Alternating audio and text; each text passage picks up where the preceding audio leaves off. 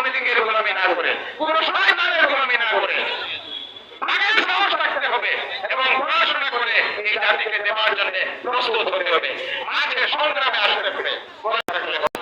আগামী বাংলাদেশ তারুণ্যের হাতে তার প্রমাণ করেছে সার্জিস, তার প্রমাণ রেখেছে আস্থা, তার প্রমাণ রেখেছে বৌদ্ধ, তার প্রমাণ রেখেছে আলোতায় কানা হয়। এই প্রতিষ্ঠান এই জিহাদের মধ্যে কে হয়?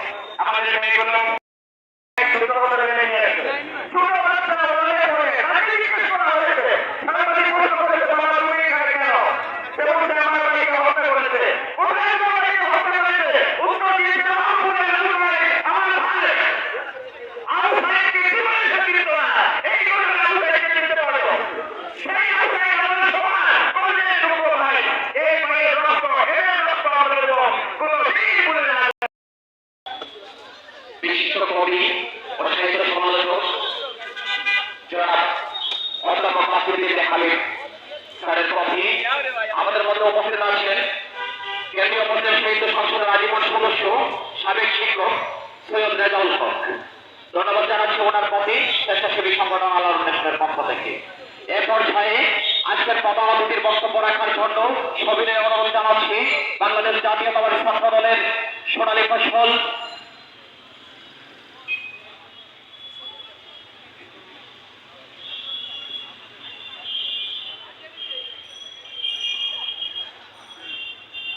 সিলেট মহানগর বিএনপির সাবেক সফল সাধারণ সম্পাদক আপাতমস্তক জাতীয়তাবাদী আজকের প্রধান অতিথি সিলেট ৪ আসনের আগামী দিনের ধানের শীষের মনোনয়ন প্রত্যাশী ধানের শীষের কান্ডারি জনাব বদরুজ্জামান সেলিম ভাইকে, জনাব বদরুজ্জামান সেলিম ভাই আজকের প্রধান অতিথি এই মুহূর্তে বক্তব্য রাখবেন। বিসমিল্লাহির রহমানির রহিম। আজকে এই শুভ সন্ধ্যায় আলোর অন্বেষণ বই মেলার এই যে প্রায় 5 দিন ব্যাপী বই মেলার এই অনুষ্ঠানে সভাপতি ছোট ভাই তরুণ কবি সাহিত্যিক প্রাবন্ধিক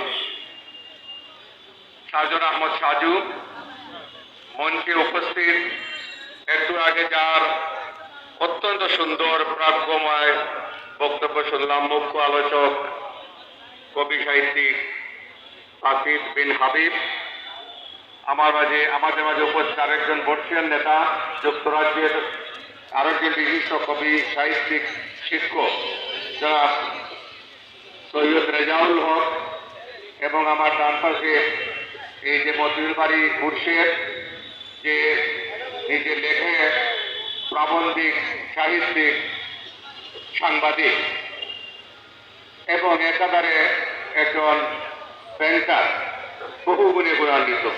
তারপরে আরো দু একজন আছে, আমি এই মুহূর্তে নাম মনে করতে পারছি না, এরাও এই সাহিত্য চর্চার সাথে জড়িত, এবং আমার পিছনে আরো যারা আছেন এই সাহিত্য অঙ্গনে জড়িত।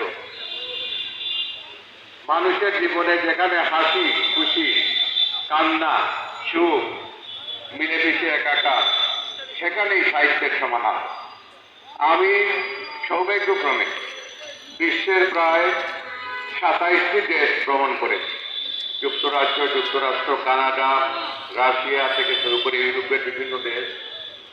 আমি দেখেছি বই মেলা বা এই আয়োজন বিশ্বের অন্যান্য দেশে যখন হয় তখন ছেলে বুড়ো 80-90 বছরের, আমাদের দেশে মানুষের হায়াত খুব কম, 60 থেকে 65-70 বিশ্ববিদ্যালয়ে কুল্লু খালাস, কিন্তু বিদেশের মানুষের হায়াত এত বেশি, 110-15 পর্যন্ত লাঠি হাতে নিয়েও গাল একবারে কুচকুচে হয়ে গেছে, কিন্তু জীবন্ত অবস্থায় তারা এই বই মেলাগুলোতে অংশগ্রহণ করে তাদের নাতিপুতিদের নিয়ে।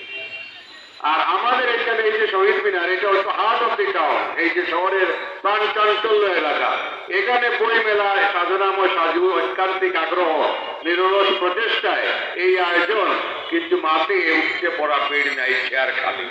এখানে যদি তাল মিলাতে লেখা থাকতো পিছনে সঙ্গীতের অনুষ্ঠান, গানের অনুষ্ঠান, তাহলে মনে হয় এই যে আমার এই মাঠ ভরে রাস্তায় মানুষ থাকতো, ট্রাফিক জ্যাম লেগে যেত। আমার সাহিত্য গায়ে আপনারা দেখবেন ফুচকা, তারপরে কি খাবার দাবারের ছোট ছোট দোকান, ওইখানে এত ভিড় হয় যে রাস্তায় যানজট লেগে যায়, যে শাহীদদের রাস্তায় আগে কোনো যানজট থাকতো না। ওই মেলায় এসে যেখান থেকে জ্ঞান আহরণ করব, আমরা জ্ঞান চর্চা করব, মানুষের জন্মের পর থেকে মৃত্যুর আগ পর্যন্ত প্রতিটা মুহূর্ত আমাদের জ্ঞান অর্জনের শেষ নেই, জ্ঞান অর্জন করা যায় মরার আগ পর্যন্ত। সেই ক্ষেত্রে আজকালকের যুব সমাজ এই যে এমন একটা জিনিস পেয়েছে রাত্রে 2টা 3টা পর্যন্ত, এটা নিয়ে ব্যস্ত।